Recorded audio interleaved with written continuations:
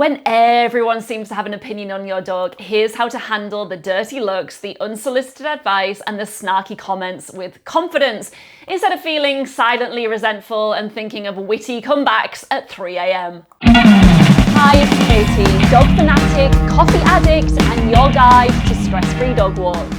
If your dog pulls on the lead, barks, lunges, ignores your recall, or wants to say hello to everyone and everything, you're in the right place. There are such simple things you can do to make your dog calm down, listen to you, and behave like a superstar. Nothing will boost your confidence quicker so that you can enjoy relaxing walks with a dog you're proud of. Welcome to Stress-Free Dog Walks.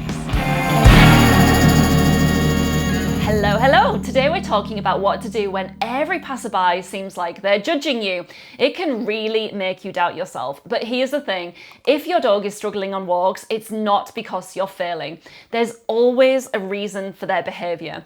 And when you understand what's really going on, you stop caring about what anyone else thinks, because knowledge is power and power is confidence. I created a quick quiz that will help you get clarity on this. In just 5 minutes, you'll discover your dog's unique walking style, what's actually making them pull, bark, lunge, or ignore you, and most importantly, what you can do about it. There's a link in the show notes. So why do we even care so much about what other people think? Well, our brain is wired to care about social approval. For most of history, being accepted by the group, by the tribe, was critical to our very survival.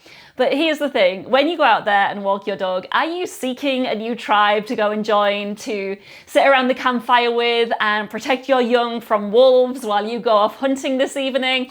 Probably not, because this is not a tribal gathering, it's a dog walk, and you don't need random people's approval. And you're probably not even as noticed as you think, by the way. You feel like everyone's watching, but they're probably not, because everyone's just far too busy thinking about themselves to focus on you for long. They're thinking about their own walk, their own to-do list, their own problems. Yes, they might notice your dog pulling, but then their brain moves on very quickly. Most people will have forgotten all about you within 30 seconds after they pass you, while you spend the rest of your day stewing over them. Are you really going to continue giving them all of your power, allowing them to have so much control over how you feel for the rest of the day? You know, at the gym, you often notice people staring at you, and my brain used to go straight to, oh my gosh, am I doing this wrong? Like becoming very self-conscious. Then you realize that they're actually not looking at you, they're looking through you and past you. And I know this because I realized that I was doing that starey thing to other people too, but they're not even looking at you. You just happen to be this convenient point in mid-distance to rest their glazed over eyes on, because they probably just lifted an incredibly heavy weight, they're on a quick break between reps, and they're deep into their own world of pain. And this is exactly like dog walks. Most people don't care about you or what you're doing, and they won't give you a second thought. They're looking right through you. And when they do give you a dirty look or throw a sarcastic comment your way, it's more about them than it is about you, because they're deep into their own world of pain. There are several different kinds of busybodies that you'll meet on your walks, and not all of them are the same. Some are definitely more toxic than others, and they can be dealt with differently. First up, you've got the low-level busybodies. I call them the walking narrators. It's those people who would say something regardless of the situation, because they just can't help themselves. There are so many people like that where I live, and I'm sure there are where you live as well. I often go for a quick power walk on my own through the little woods near my house, and it's almost guaranteed that someone will say, "Are you in a rush?" And these are the same people that would say, "Who's walking who?" Or, "She's taking you for a walk." I think they're harmless enough. They just want to communicate. They're like the annoying uncles with the bad jokes at the family party.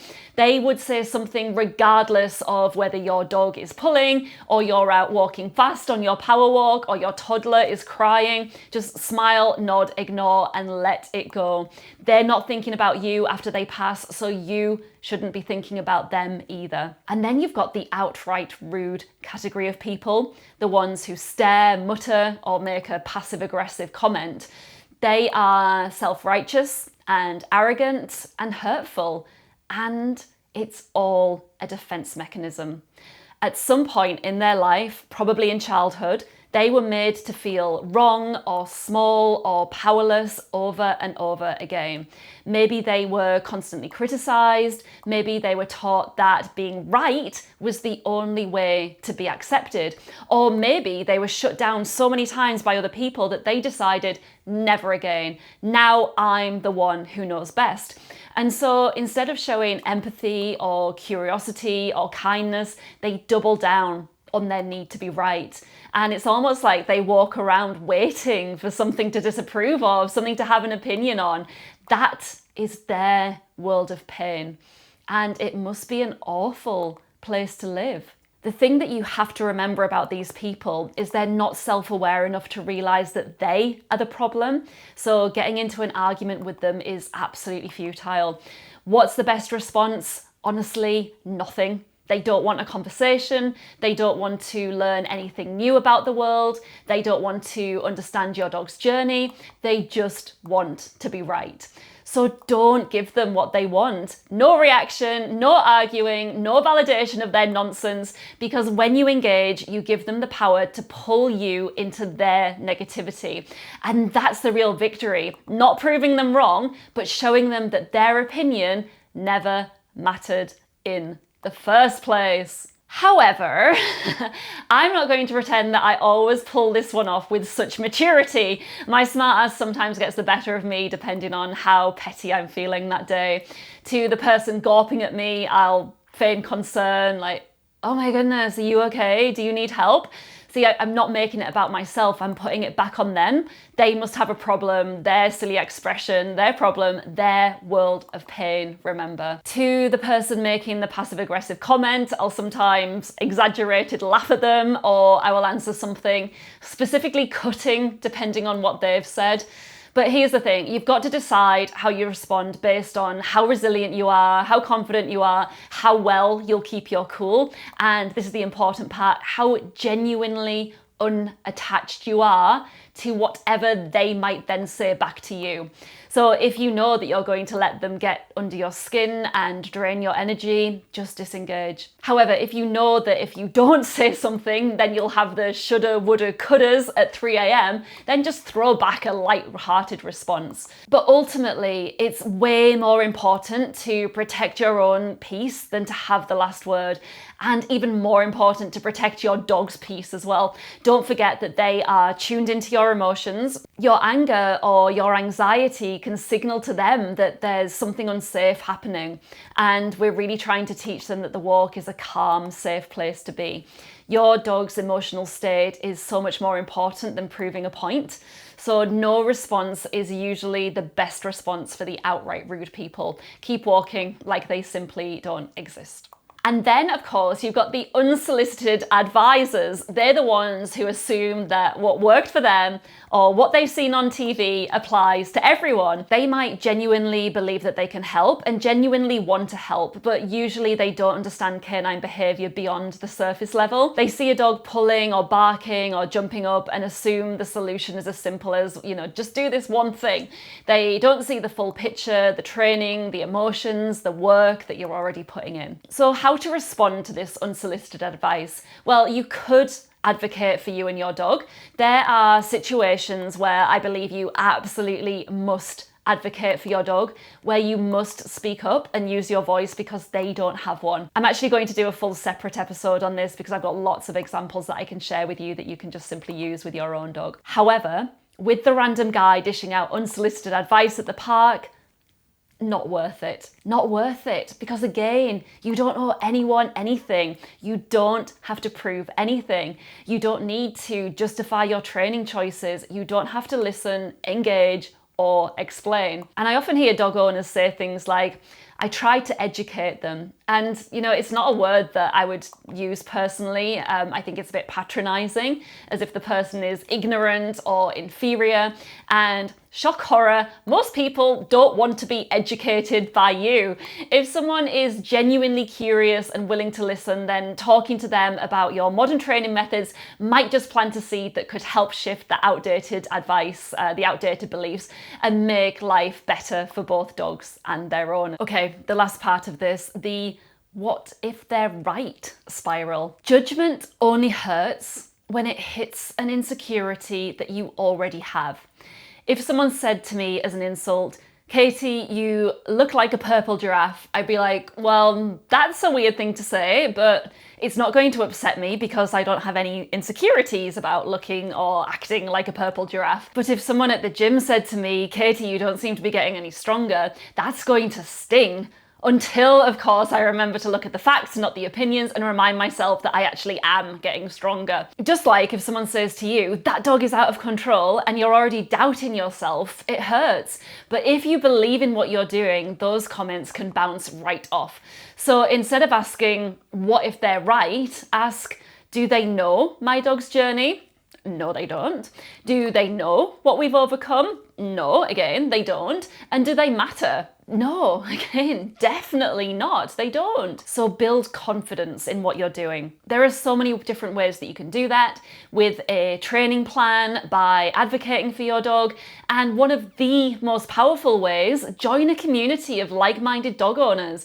I think we've created the very best community in the world in Club Dogwood. It's kind, it's warm, it's drama-free, and we respect one another.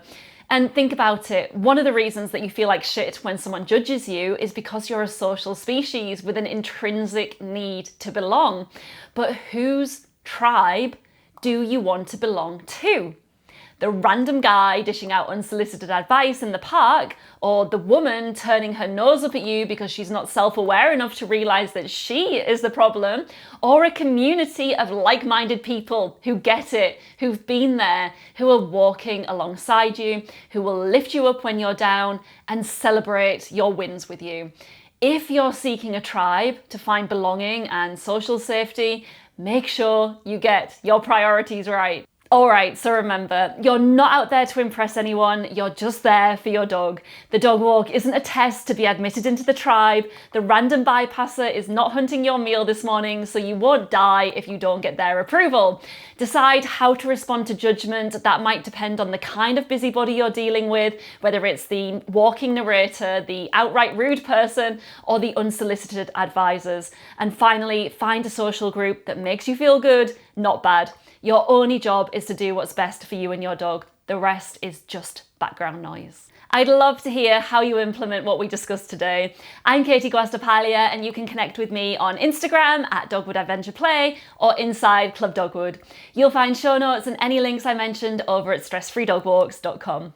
Remember, no one piece of advice is going to fix your dog. You'll get the best results when you combine what we talked about today with the low stress Scent Venture lifestyle. Advice and opinions are our own. I'm a dog training and behaviour specialist, but I may not be your dog training and behaviour specialist. Do your own research before implementing anything you hear on the show. If you found this episode helpful, please share it with another dog owner who could use a dose of calm and confidence in their lives too.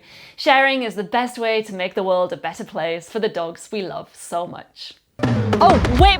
Before you go, I would love to send you a copy of my Calm Canine Blueprint completely free as a gift. All you have to do is like this video, subscribe to the channel, and comment Calm Canine below, because it really helps other dog owners find the support that they need too. The blueprint is my 10-page plan where I'll give you the big picture of everything that's needed to create a calm, relaxed dog. So if you're wondering, yes, I would love to have a chill dog who listens to me, but where do I even start? Well, this is it. This is where you start. It also includes a soothing, calming audio track for you and your dog to listen to together. And so it's ideal for winding down after a stressful day, a difficult walk, or preparing your dog to switch off for the evening. When you're calm, your dog naturally mirrors your energy. It's one of our best audios, but I will unlock access for you for free, along with the entire blueprint. I know, crazy, I know. So just like this video, subscribe to the channel, and comment Calm Canine below. Take a screenshot of your comment and then head over to stressfreedogwalks.com/comment to upload it. And then I'll send you the Calm Canine Blueprint and audio track free. Again, head over to stressfreedogwalks.com/comment to upload your screenshot and get access. Thanks so much for all your support, and I can't wait to hear how the show has helped you.